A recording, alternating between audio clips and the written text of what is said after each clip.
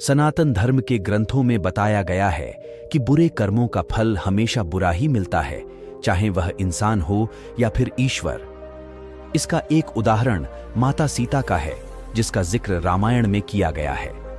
दरअसल रामायण कई भाषाओं में लिखी गई है।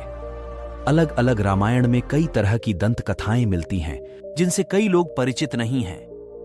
इस कथा के अनुसार माता सीता को एक तोते से श्राप मिला था, जिसकी वजह से उनको भगवान राम से अलग रहना पड़ा। पहले माता सीता को वनवास के दौरान रावण अपहरण कर लेता है और उसका वध करने के बाद माता सीता के साथ भगवान राम की अयोध्या में वापसी होती है। फिर धोबी की वजह से माता सीता को अलग रहना पड़ता है। हम सबके मन में सवाल उठता है कि राम तो भगवान हैं, फिर वह अपनी पत्नी से अलग क्यों रहे। विवाह पंचमी के अवसर पर आइए जानते हैं इससे जुड़ी एक कहानी के बारे में। कथा के अनुसार माता सीता बाल्यावस्था में अपनी सहेलियों के साथ बगीचे में खेल रही थीं। वहीं बगीचे में एक तोता का जोड़ा पेड़ पर बैठा था। तोता का जोड़ा भगवान राम और माता सीता के बारे में बातें कह रहा था। उनकी बातों को सुनकर माता का ध्यान उन पर गया। मादा तोता बोल रही थी कि अयोध्या के राजकुमार राम काफी प्रतापी राजा होंगे, उनसे माता सीता का विवाह होगा।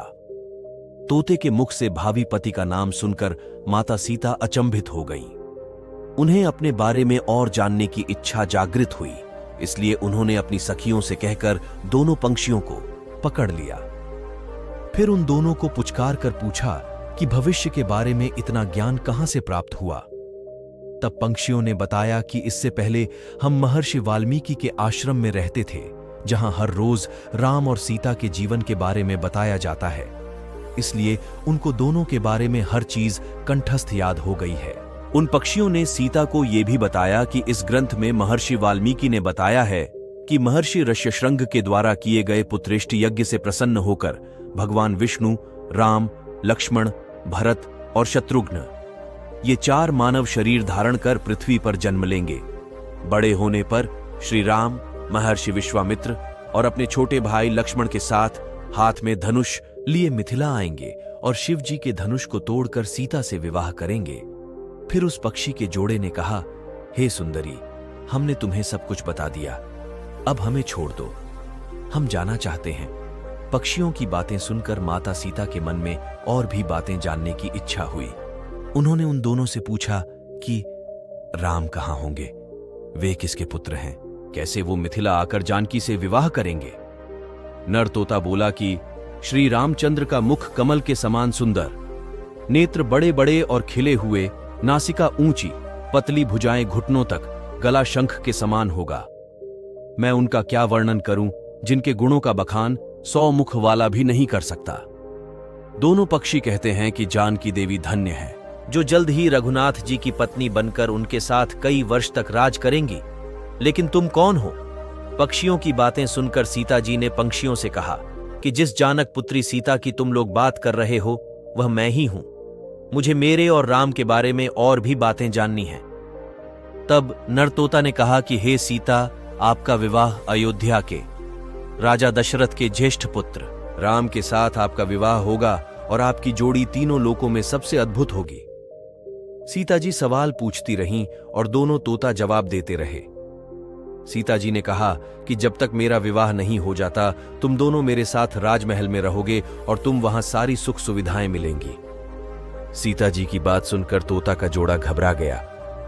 तब नर तोता ने कहा, हे जनक पुत्री, हम गगन के पंछी हैं, इसलिए पिंजरे में बंद रहकर हम जीवित नहीं रह पाएंगे, इसलिए हमको आजाद कर दीजिए।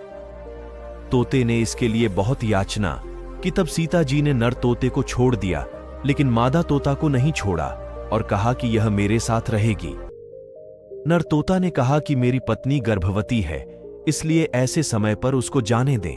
हम दोनों एक दूसरे का वियोग सहन नहीं कर सकते, इसीलिए आप मेरी पत्नी को जाने दें। लेकिन सीता जी ने उसकी एक न सुनी। इस पर मादा तोता को बहुत गुस्सा आया और शाप दिया कि जिस तरह तुमने गर्भावस्था में मेरे पति से मुझको अलग कर दिया है, वैसे ही गर्भावस्था के दौरान तुमको भी पति वियोग सहना पड़ेगा।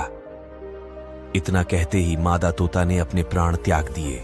मादा तोता के प्राण त्यागने के कुछ समय बाद नर तोता के पत्नी वियोग में प्राण चले गए। इससे माता सीता को बहुत दुख हुआ, लेकिन तब तक बहुत देर हो चुकी थी। बताया जाता है कि अगले जन्म में तोता वही धोबी था जिसने माता सीता के चरित्र पर उंगली उठाई थी, जिसके बाद भगवान राम ने सीता का गर्भावस्था के दौरान त्याग कर दिया। तब माता सीता महर्षि वाल्मीकि के आश्रम पहुंची और वहां उन्होंने लवकुश को जन्म दिया। देवी सीता के वियोग की कथा अन्य पुराणों में यह भी मिलती है कि उनका संबंध देवर्षि नारद से माना जाता है। कथा के अनुसार एक बार नारद जी को अभिमान हो गया था कि कामदेव भी उनकी तपस्या और ब्रह्मचर्य को भंग नहीं कर सकता। उन्होंने यह बात अभिमान में शिवजी के बाद श्री हरि को बताई। तब श्री हरि ने एक योजना बनाई कि नारद को इस बात का घमंड हो गया है, जो कि सही नहीं है। इसके लिए उन्होंने एक योजना बनाई और माया रची। जैसे ही श्री हरि से प्रणाम करके नारद मुनि आगे बढ़े, तब उनको एक भवन दिखाई दिया जहां राजकुमारी विश्वमोहिनी को देखकर वह मोहित हो गए। यह सब एक माया थी। राजकुमारी का रूप नारद जी का तप भंग कर चुका था और वह राजकुमारी को पाने के लिए भगवान विष्णु के शरण में पहुंचे और कहा कि हे प्रभु, आप मुझे अपना श्रीहरि का सुंदर रूप दे दीजिए।